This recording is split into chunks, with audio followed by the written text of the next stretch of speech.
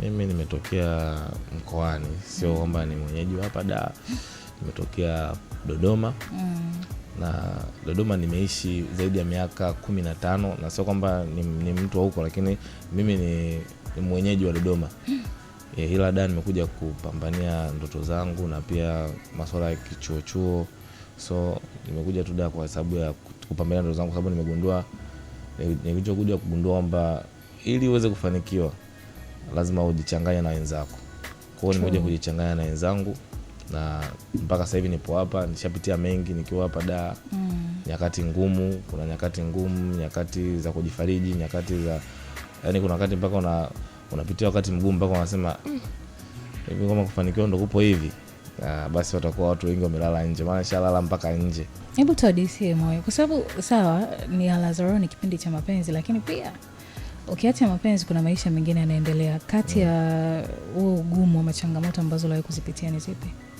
Mimi ninachokumbuka katika kipindi cha harakati zangu za mapambano, mimi nilikuwa na shangazi yangu ambaye alikuwa anakaa Chanika. Sasa nimetoka Dodoma nifika Dar nakaa Chanika. Alafu sasa kikundi kikubwa cha wasanii wenzangu hapo huku mjini. Sababu Chanika unajua ni mbali kidogo sana, najua. Mtu akikwambia anakaa Chanika bwana, mheshimu daladala 3 mpaka 4 anafika huko.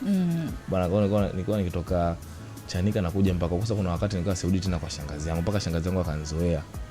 Ikanibidi sasa niwe nabaki huku kwa ajili ya kufanya kazi.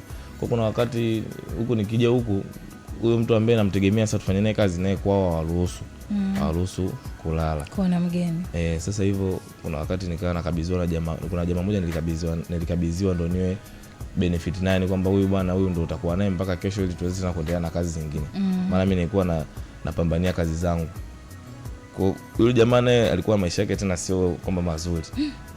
Kwa kuna wakati alikuwa amepanga nikalalaga chini. Baada ya naye kodi kuisha nikajaga naye yeye naye kodi kuisha naye aka hana pa kulala, maana jamaa alikuwa ni bodaboda na alikosa pa kulala. Kwa mimi kuna wakati nishalala mpaka kwenye bajaji hizi zinazopaki hapo njiani.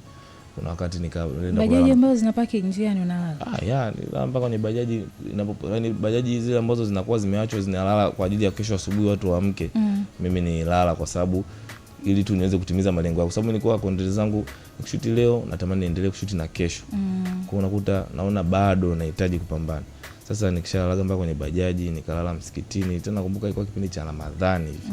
Kama sio mwaka juzi yake, lakini ni mwaka juzi nahisi. Bwana nilala mpaka nje msikitini. Yaani unaambiwa pale unaamka asubuhi watu wanakula sio wasamageni nini Waislamu ni daku.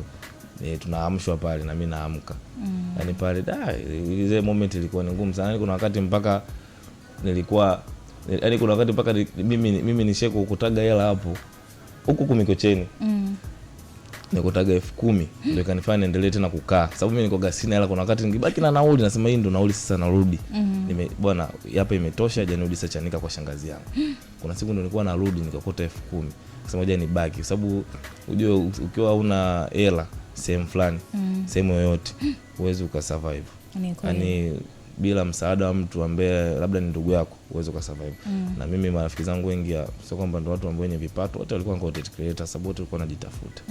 So nipitia nyakati ngumu sana ambazo mtu kama kijana mwingine anaweza kaona hizi tumemwona tu juzi, lakini kuna nyakati ngumu nimepitia.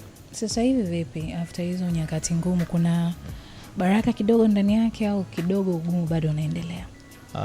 Namshukuru Mungu kwa sababu sasa hivi tofauti na zamani. Sasa hivi nimepanga na maisha yangu. Naishi sasa hivi hata mtu anaweza nikamwambia bwana njoo sehemu fulani nikuta kwangu. Tofauti na zamani, sababu zamani kwa mimi nawafuata kwao na nilikowafuata kule wengine hauruhusi tena kulala kwao, lazima uende kwa sehemu fulani ukalale kwa mtu. Sasa hizo huko na kuakubali kataa hivyo unaanza kutangatanga, unakabidhiwa mtu ambaye naye hana hata pa kulala, naye unaenda kulala naye huko nje. Kwa ndo maisha yanapitia.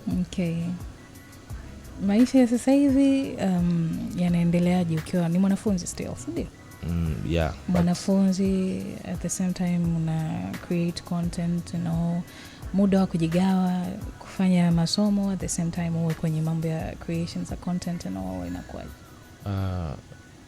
Labda je niweke wazi kwenye masuala ya masomo kidogo nimestop. Lakini kwa sasa hivi nimetake sana nafasi kwenye kufanya content zangu na maisha mengine, lakini sana sana ni content. Sababu sina maisha mengine kusema kwamba nikitoa content labda nina shughuli nyingine. Au na shughuli nyingine. Hapa labda nianzishe sasa mimi binafsi. Nipo sana kwenye content. Okay. Kabla ya Narina